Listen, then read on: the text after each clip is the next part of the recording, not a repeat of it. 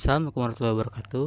Halo teman-teman, di video ini saya akan menjelaskan hubungan pendidikan ekonomi dengan tingkat konsumtif individu. Kalian pernah nggak sih saat dapat duit tapi cepat habis atau baru gajian udah habis duluan padahal masih awal bulan?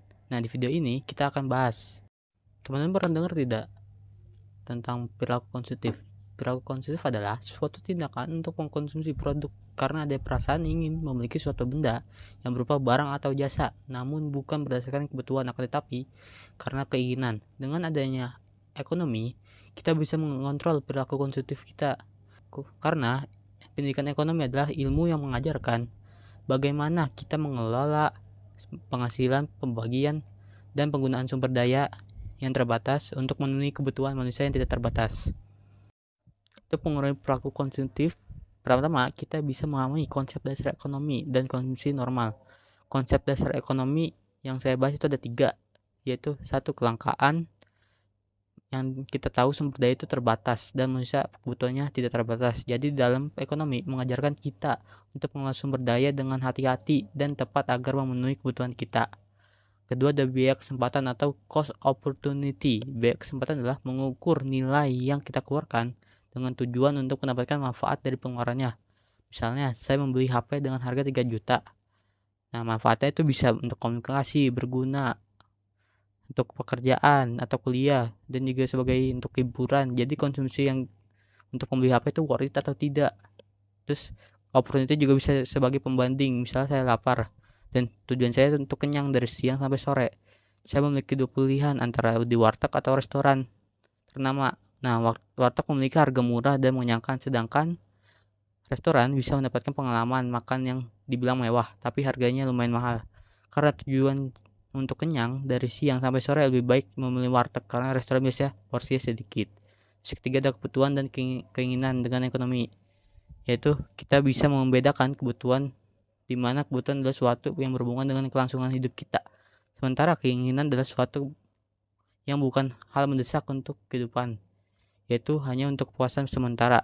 Konsumsi normal adalah mengeluarkan sumber daya kita, misalnya untuk uang, untuk membeli kebutuhan kita tidak secara berlebihan.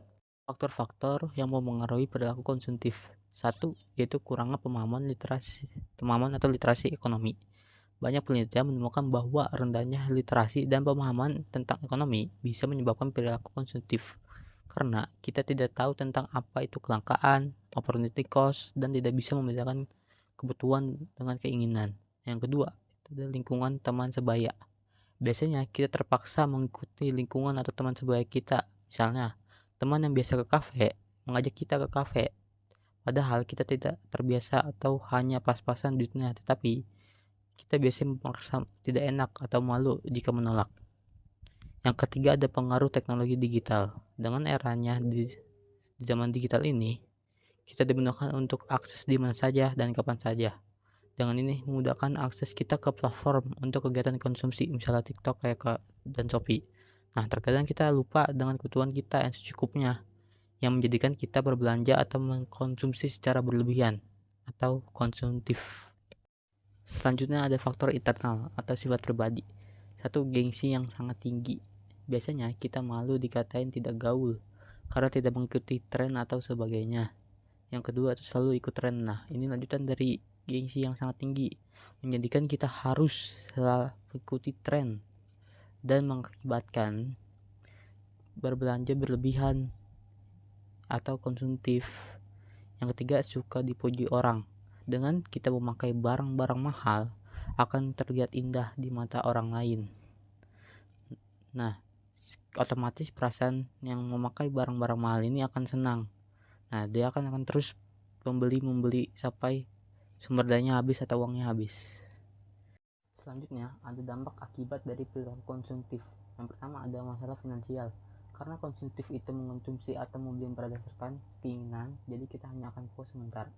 Karena itu, kita akan lagi dan lagi membeli barang yang kurang berguna sampai uangnya habis. Yang kedua, ada pengaruh kesehatan mental. Perilaku konsumtif mendorong kita untuk selalu mengikuti keinginan kita dan tren yang sekarang. Jadi kita akan terus membeli dan tidak akan puas sampai kapanpun, yang akan mengakibatkan gangguan mental. Yang ketiga, itu mengurangi kemampuan menabung dan investasi. Dengan perilaku yang konsumtif yang dilakukan kita menghabiskan sumber daya dan tidak menyisakan sedikit pun untuk menabung atau berinvestasi. Jadi, solusi dan tipsnya adalah: satu, meningkatkan literasi ekonomi. Dengan meningkatkan literasi, kita bisa memahami, mengelola sumber daya, menentukan prioritas, dan membedakan kebutuhan dengan keinginan. Yang kedua, ada membuat anggaran pengeluaran. Dengan membuat anggaran pengeluaran, kita bisa mengontrol dan mengira-ngira untuk kedepannya bagaimana. Ketiga, menentukan skala prioritas. Kita menentukan mana yang harus diprioritas dulu, seperti makan sehari-hari, pakaian, dan lain-lain. Yang keempat, mengurangi penggunaan media sosial.